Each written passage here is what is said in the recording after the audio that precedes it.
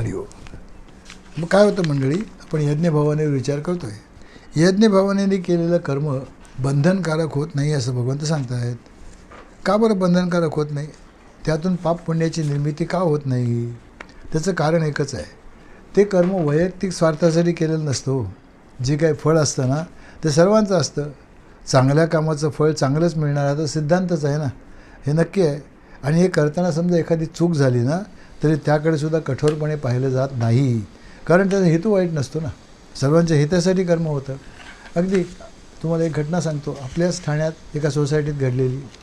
काय झालं, ठाण्यामध्ये एकेकाळी एकदा खूप पाणी टंचाई झाली होती. तेव्हा त्या सोसायटीचं जे कार्यकारी मंडळ होतं त्यांनी ठरवलं की आपल्या सोसायटीमध्ये एक बोरिंग खणावं. आता नियम असा आहे की खर्च जर करायचा असेल तर जनरल बॉडी पुढे ठराव आणून ते केलं पाहिजे. पण जनरल बॉडी बोलवायची, तो ठराव पास करायचा वेळ नव्हता, कारण पाणी टंचाई रोजच सगळ्यांना जाणवत होती. म्हणून त्या कार्यकारी मंडळाने स्वतःच्या जबाबदारीवर बोरिंग खणायचे एक कॉन्ट्रॅक्ट देऊन टाकलं. बोरिंग खणलं. झालं असं की त्या बोरिंगला जे पाणी लागलं ते खारं पाणी लागलं. त्यामुळे सगळा खर्च, सगळा पैसा अक्षरशः पाण्यात गेला, त्यात काही संशयच नाही. आता पुढे जेव्हा जनरल बॉडी मीटिंग झाली तेव्हा त्याच्यापुढे प्रश्न आला, या खर्चाला मंजुरी द्यायची की नाही द्यायची.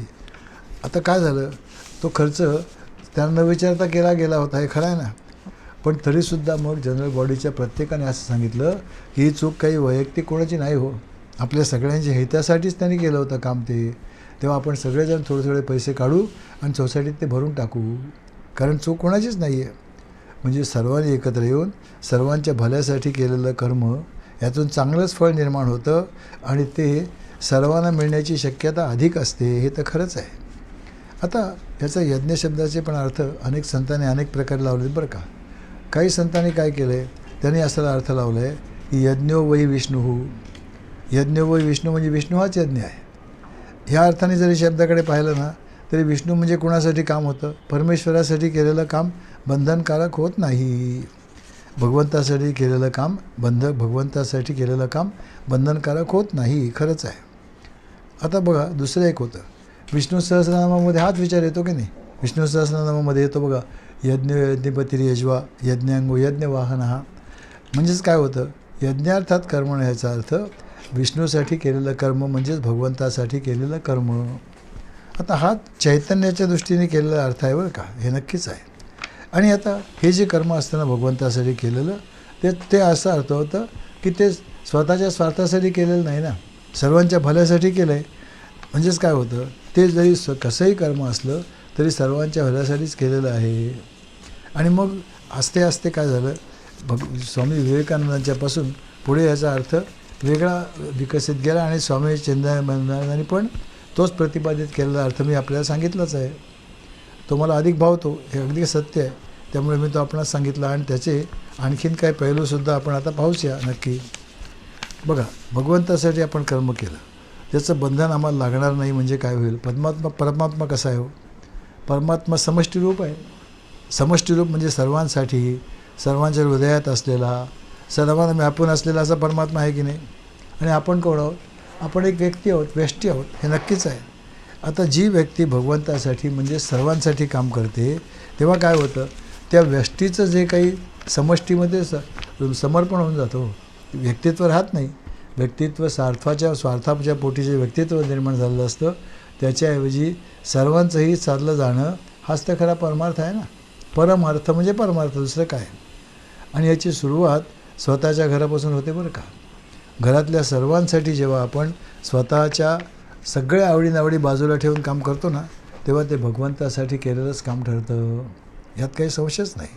आणि हाच विचार आपण पुढे नेला. समजा आपण एखाद्या संस्थेसाठी, एखाद्या प्रांतासाठी, एखाद्या देशासाठी किंवा सगळ्या मानवजातीसाठी कर्म केलं तर ते भगवंतासाठी केलेलेच कर्म होतात ना, त्यात काही संशयच नाही आहे. सर्वांना बरोबर नेणं महत्त्वाचं आहे हो, यात काय संशय आहे. आणि बघा, वैयक्तिक महत्त्वाकांक्षा ह्याच्यात कुठेच येत नाही, त्यात काही प्रश्नच नाही.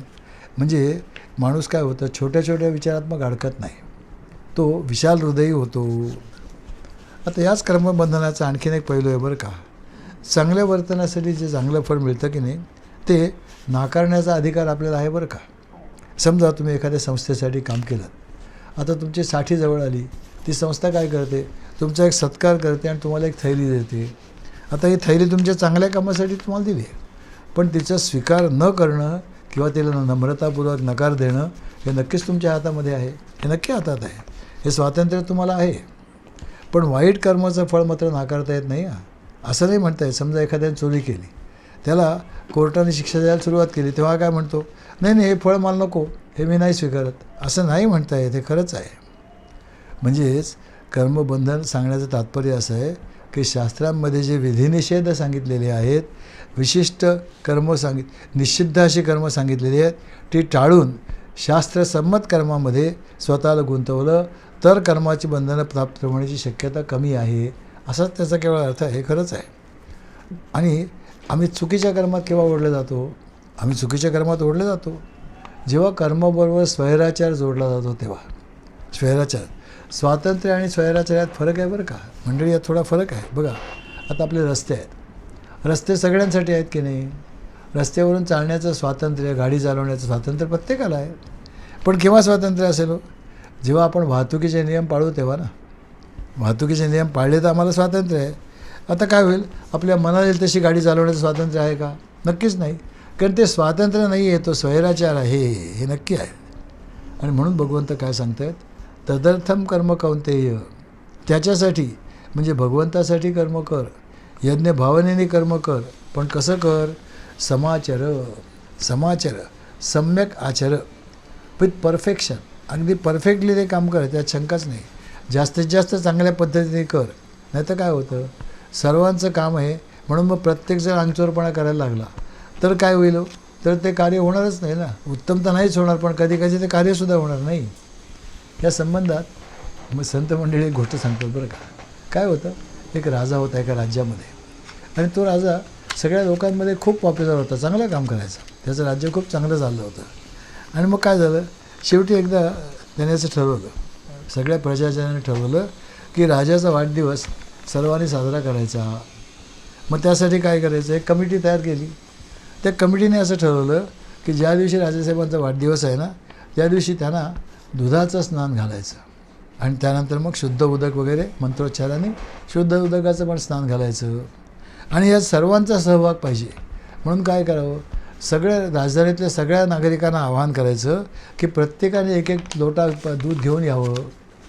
आता प्रत्येकाने एक एक लोटा दूध घेऊन यावं पण म्हणणं ठीक आहे हो, पण मग आता एक त्या शहाणे होते, ते काय म्हणाले, आपण राजासाहेबांना पाटावर बसू, प्रत्येकजण त्याच्या डोक्यावर दूध घालील.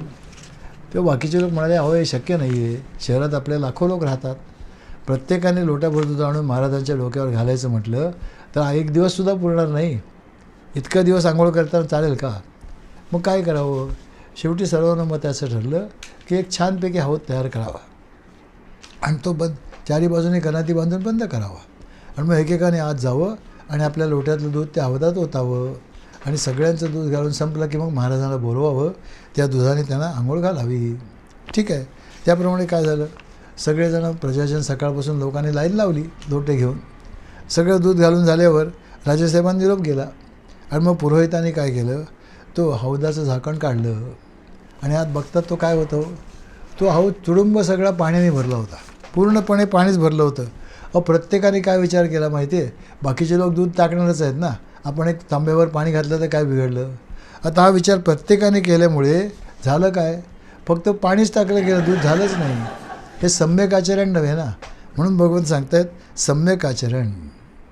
जेव्हा सगळेजण एकत्र येऊन काम करतात ना, तेव्हा प्रत्येकाने आपापलं काम जास्तीत जास्त चांगल्या प्रकारे केलं ना, तरच ते काम उत्तम होईल, नाही तर उत्तम होणार नाही.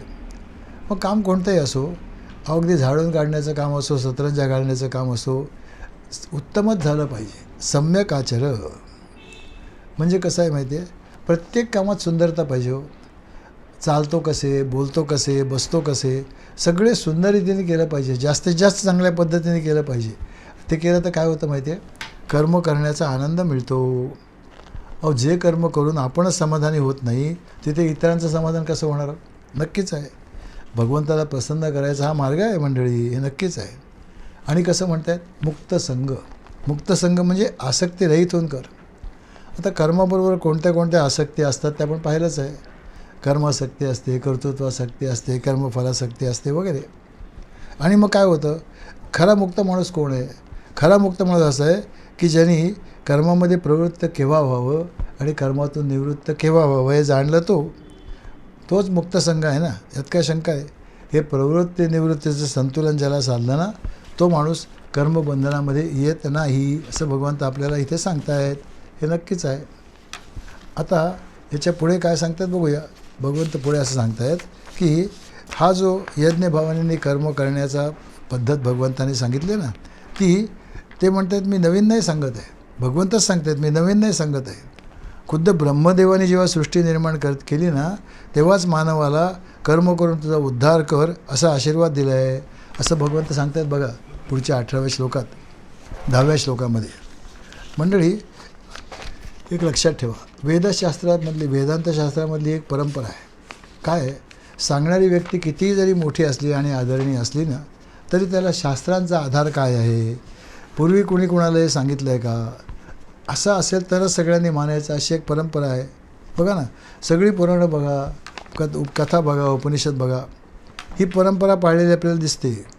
कोणीतरी पुराणात नारदांना किंवा कोणातरी विचारतो एखादा प्रश्न, तेव्हा नारद किंवा कोणीतरी ते काय म्हणतात, हाच प्रश्न पूर्वी शौनक आणि सुतारला विचारला होता, किंवा अमक्या अमक्या गुरुला त्याच्या शिष्याने विचारला होता, तेव्हा त्यांनी काय सांगितलं ते मी सांगतो. म्हणजेच काय, परंपरेचा आधार आहे, शास्त्रांचा आधार माझ्या म्हणण्याला आहे, हे सांगण्याचा हेतू असतो आणि तरच ते उत्तर मानलं जातं. आता 10व्या श्लोकामध्ये भगवंत तेच तर करत आहेत की आत्तापर्यंत मी जे काही सिद्धांत सांगितले त्याला शास्त्राचा आधार काय आहे असं ते सांगत आहेत. श्लोक 10वा आहे, बघूया आता. सहयज्ञा प्रजा सृष्ट्वा पुरोवाच प्रजापतिः अनेन प्रसविष्यध्वमेशवो त्विष्टकामधुक्. सृष्टीच्या आरंभी प्रजापतीनं श्री विष्णूंप्रित्यर्थ यज्ञासहित मनुष्य निर्माण केलं आणि त्यांना वरदान देऊन म्हटलं की तुम्ही या यज्ञापासून सुखी व्हा, कारण यज्ञ केल्यानं सुखी राहण्यासाठी आणि मोक्षप्राप्ती करण्यासाठी आवश्यक त्या सर्व गोष्टी तुम्हाला सहजपणे प्राप्त होतील. पुरा म्हणजे काय, फार पूर्वीच्या काळी काय झालं ते असं म्हणत आहेत की कल्पाच्याही पूर्वी, म्हणजे मनुष्यजन्म पृथ्वीवर निर्माण झाला त्यावेळेला प्रजा सृष्ट्वा, सर्व प्रजा म्हणजे पृथ्वी आणि इतर सगळी प्राणी माणसं इत्यादी निर्माण केली गेली. तेव्हा कोणी निर्माण केली, अर्थात प्रजापती म्हणजे ब्रह्मदेवाने निर्माण केली. तेव्हा त्यांनी काय केलं, सहयज्ञ, त्याच्याबरोबरच त्यांनी यज्ञसुद्धा निर्माण केला, यज्ञसंस्था निर्माण केली असं इथे म्हणत आहेत. आता इथे ह्याचा अर्थ लक्षात घेताना काही गोष्टी लक्षात घेणं आवश्यक आहे बरं का, कारण हा शास्त्राचा अभ्यास आहे शेवटी. मागच्या श्लोकाचा अर्थ पाहताना आपण असं पाहिलं की यज्ञ हे परमेश्वराचं नाव आहे, हे नक्की पाहिलं आपण. मग आता इथे जर असा अर्थ घेतला यज्ञ म्हणजे परमेश्वर, तर काय विचित्र होतं बघा. ब्रह्मदेवाने यज्ञ निर्माण केला म्हणजेच काय होईल, परमेश्वराला जन्म ब्रह्मदेवाने दिला असं होईल, ब्रह्मदेवाने परमेश्वर निर्माण केला असं होईल. असं आहे का हो? उलटं आहे हो, परमेश्वराने ब्रह्मदेवाला निर्माण केलं आहे हे नक्की ना. म्हणून सहयज्ञ म्हणजे ब्रह्मदेवाने जेव्हा माणसाला निर्माण केलं तेव्हा त्याच्याबरोबरच त्यांनी यज्ञ भावनेने कर्म करणं आवश्यक आहे हे सुद्धा सांगितलं. असाच घेतला पाहिजे, नाही तर विचित्रच अर्थ होईल. आता प्रजापती उवाच, प्रजापती ब्रह्मदेवाने सांगितलं. काय सांगितलं, कोणाला सांगितलं, अर्थात माणसानं सांगितलं. अनेन म्हणजे ह्याच्याद्वारा, ह्याच्या साह्याने तुम्ही काय करा, प्रसविष्यध्वम, स्वतःचा उत्कर्ष करून घ्या, कारण यज्ञ कसा आहे, एशवो त्विष्ट कामधुक असती, हा यज्ञ तुमचं सर्व कामना पूर्ण करणारा आहे. आता बघा याचा अर्थ असा की भगवंत म्हणत आहेत की माणसाला ब्रह्मदेवाने जेव्हा निर्माण केलं ना, तेव्हाच त्यांनी कर्मसिद्धांत निर्माण केला, तेव्हाच त्यांनी यज्ञसिद्धांतही निर्माण केला. म्हणजे काय केलं पहा, एक उदाहरण दिलं की आपल्या लक्षात येईल. समजा एखादं लहान मुलं आहे, शाळेच्या ट्रिपला निघालं आहे. आता अगदी सगळी निघण्याची तयारी झाली. अशा वेळी त्याची आई करते काय करते, थांबा जरा, घरात जाऊन एक डबा आणते छोटासा, त्याच्या हातात देते, हे पण ठेव तुझ्याबरोबर. ते मूल विचारतं आई हे काय आहे. आई सांगते हे बघ तुला आवडणारे ना रव्याचे लाडू ह्याच्यात आहेत, ते लक्षात ठेव. पण एक लक्षात ठेव की एकटा खाऊ नको, तुला त्रास होईल, तुझे मित्र बरोबर आहेत ना, सगळ्यांनी मिळून खा. तसंच या माणसाला पृथ्वीवर पाठवताना ब्रह्मदेवाने काय केलं, एक डबा त्याच्या हातात दिला आणि काय म्हणाला, या डब्यात कर्म आहे, या डब्यात कर्म आहे, यज्ञ कर्म आहे. आणि ते काय कर, ते कर्म जे आहे ते भगवंताने माणसाने विचारलं कशाला दिलं. आता मागच्या श्लोकात आपण यज्ञ शब्दाचे 2 अर्थ पाहिले. एक असा पाहिला की सर्वांनी एकत्र येऊन सर्वांच्या भल्यासाठी केलेलं कर्म, आणि दुसरा अर्थ पाहिला भगवंतासाठी केलेलं कर्म. पण खरं तर दोन्ही अर्थ सारखेच आहेत बरं का. कारण भगवंत सर्वांचे अंतर्यामी आहे की नाही, सर्वांचे अंतर्यामी आहे. त्यामुळे सर्वांच्या भल्यासाठी सगळ्यांनी जर स्वार्थ बाजूला ठेवून कर्म केलं तर काय होईल, ते कर्म भगवंतासाठी केलेलं कर्मच होईल ना. Service to humanity, service to God. मानवाची सेवा ईश्वर सेवाच आहे. आणि मग आता भगवंताने असं सांगितलं की हे कर्म जे आहे, हे हा यज्ञ कर्म, हे तुमच्या इच्छा पूर्ण करणारी कामधेनू आहे म्हणाला होतं. आता आपल्या पुराणामध्ये वस्तू येतात, कल्पवृक्ष, कामधेनू हे शब्द येतात. कल्पवृक्ष कोणासाठी आहे, स्वर्गामध्ये देवांसाठी आहे. देव काय करतात, त्याच्याकडे मागून आपल्या सगळ्या इच्छा पूर्ण करतात. आणि कामधेनू ही जी संकल्पना होती ही ब्रह्मर्षी ऋषींकडे असायची अशी कल्पना आहे. ब्रह्मर्षी तिच्यापासून सगळ्या वस्तू त्याला ती पुरवत असे अशी कल्पना आहे. मग आता मानवांसाठी भगवंतांनी काय केलं आहे, कर्माची भेट दिली. या कर्माच्या साह्याने आणि विशेषतः सर्वांनी एकत्र येऊन कर्म जर केलं तर त्याला आवश्यक त्या सर्व सुखसोयी तो माणूस निर्माण करू शकेल असं भगवंतांनी सांगितलं. आणि हे दिसतं सत्य बघा. मानवी इतिहासात पाहिलं तरी आपल्या लक्षात येतं, एकटा माणूस काहीच निर्माण करू शकत नाही. हो, काय निर्माण करू शकतो, काय नाही.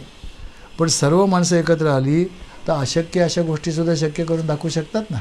हा तर आपल्या सगळ्यांचा अनुभव आहे. आणि बघा ना, आपल्या जीवनावरून सुद्धा सहज लक्षात येतं की नाही, एशव त्विष्ट कामधू. म्हणजे बघा, आपण त्याचा परंपरागत अर्थ तर नक्कीच पाहिला, त्यात काही संशयच नाही आहे. पण परंपरात जो अर्थ पाहिला त्याच्यात काय पाहिलं की भगवंतासाठी जे कर्म केलं तर ते यज्ञ कर्म होतं. आता असा जरी अर्थ घेतला ना तरी समाजासाठी, मानवासाठी केलेलं कर्म म्हणजेच भगवंतासाठी केलेलं कर्म आहे. आणि प्रत्येकाने आपापले कर्म, आपापलं सोपवलेलं कर्म जर केलं तर काय होईल, इतरांना त्याचे अधिकार आपोआप प्राप्त होतात. हो, त्यासाठी मग त्यात झगडावं लागत नाही, सर्वांचंच भलं होतं. आता मी आपल्याला सांगितलं की ह्याचा अर्थ अनेक प्रकारे सांगितलेला आहेच. पण सर्वांसाठी एकत्र येऊन सर्वांच्या हितासाठी कर्म करून आपल्या सर्व इच्छा पूर्ण करणं हे भौतिक प्रगतीसाठी अत्यंत आवश्यक आहे, हे नक्कीच आहे. ज्यांना आध्यात्मिक साधना करायची ना त्यांच्यासाठी सुद्धा निरनिराळ्या उपासना, साधना सर्वांनी जर एकत्र केल्या तर काय होईल, तर धर्मकार्य असल्याचा अर्थ होईल आणि दोघांचं फलित शेवटी तेच घडेल, यात काही संशयच नाही आहे, हे नक्की आहे. आता काय करतायत, हाच विचार भगवंत थोडा पुढे नेतात बघा 11व्या श्लोकामध्ये. आता पुढच्या श्लोकात काय म्हणतात भगवंत ते आपण अर्थातच पुढच्या प्रवचनात पाहूया. हरिओम.